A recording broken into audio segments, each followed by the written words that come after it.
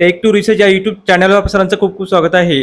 तर आजच्या एपिसोड पाहणार आहोत मुख्यमंत्री अन्नपूर्ण योजना. तर वर्षाला 30 सिलेंडर कशी मोफत मिळणार त्या संदर्भात व्हिडिओच्या माध्यमातून ही नवीन माहिती समजून घेतला सुरू करूया. मुख्यमंत्री अन्नपूर्ण योजनेअंतर्गत राज्यातील पात्र लाभार्थ्यांना वार्षिक 3 सिलेंडरची पुनर्लोकन मोफत उपलब्ध करून देण्याबाबत महाराष्ट्र शासनाचे अन्न नागरी पुरवठा व ग्राहक संरक्षण विभागाकडून अत्यंत महत्त्वपूर्ण शासन निर्णय निर्गमित करण्यात आलेला आहे. देशातील स्त्रियांना धूरमुक्त वातावरणात जगता यावी, देशातील गरीब कुटुंबियांना स्वयंपाकासाठी स्वच्छ इंधन पुरवणे तसेच गरीब कुटुंबातील महिलांच्या आरोग्यमानात सुधारणा करून स्त्रियांना सक्षमीकरण करणे या उद्देशाने केंद्र सरकारकडून प्रधानमंत्री उज्ज्वला योजना सन 2016 मध्ये सुरू करण्यात आली. सदर योजनेमध्ये महाराष्ट्रातील पात्र कुटुंबियांना गॅस जोडणी देण्याचे काम तेल कंपन्यांच्या सहकार्याने सुरू आहे. महाराष्ट्र सध्या स्थितीत प्रधानमंत्री उज्ज्वला योजनेअंतर्गत गॅस जोडणी घेतलेली आहे. तसेच सदर योजनेच्या व्यतिरिक्त अन्य गरीब प्रवर्गातील गॅस जोडण्या असलेल्या काही लाभार्थ्यांना बाजार दराने गॅस जोडण्याचे पुनर्भरण करणे आर्थिकदृष्ट्या शक्य होत नाही.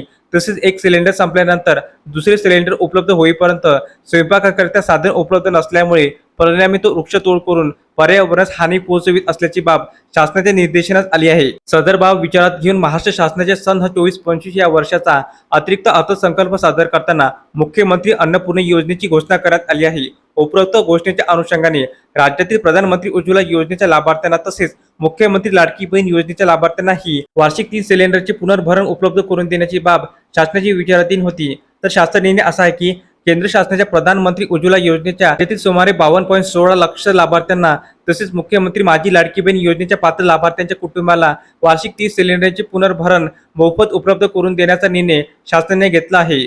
सदर योजना मुख्यमंत्री अन्नपूर्ण योजना या नावाने राबवण्यात येईल. तर लाभार्थ्याची पात्रता काय असेल? सदर योजनेचा लाभ मिळवण्यासाठी गॅस जोडणी महिलांच्या नावाने असणे आवश्यक आहे.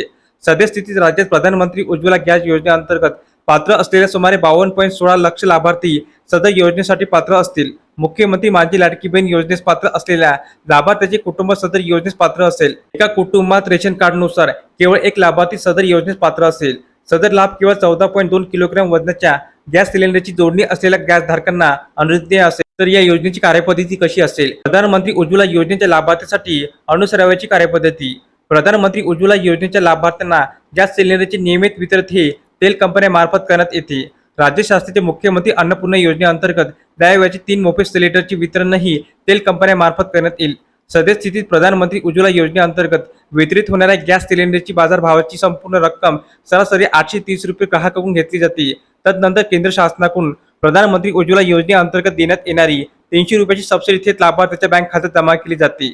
त्याच धर्तीवर तेल कंपन्यांनी राज्य शासनाकडून द्यावयाची अंदाजे 530 रुपये प्रति सिलेंडर इतकी रक्कम ग्राहकाच्या बँक खात्यात जमा करावी. कंपन्यांकडून राज्य शासनाची योजनेचा लाभ दिलेल्या लाभार्थ्यांची यादी कंपन्यांनी त्यांच्या संकेतस्थळावर प्रसिद्ध करावी. लाभार्थ्याची माहिती सदर आठवड्याला शासनास उपलब्ध करून द्यावी.